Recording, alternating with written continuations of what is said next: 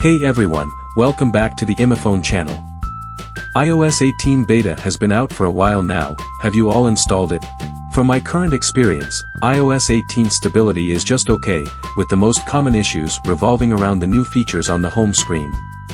For instance, when adjusting apps on the iPhone home screen, there are lags and delays. Additionally, the device tends to heat up significantly, leading to frequent frame drops during use. These problems make the overall iPhone experience not so great. To fix the current bugs in iOS 18, the best solution is to downgrade your iPhone from iOS 18 to iOS 17. To downgrade iOS easily with one click, this iOS downgrade tool, iMyFone-Fixppo, is the one you can't miss. And then I show you how to downgrade with iTunes. Step 1. Download iMyFone-Fixppo from the bio in the descriptions below and launch Fixppo, then choose the iOS upgrade/downgrade from the interface.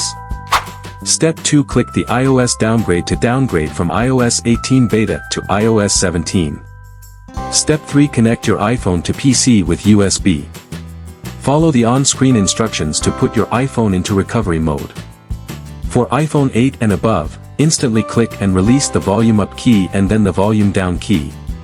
Press and hold the side button until you see this.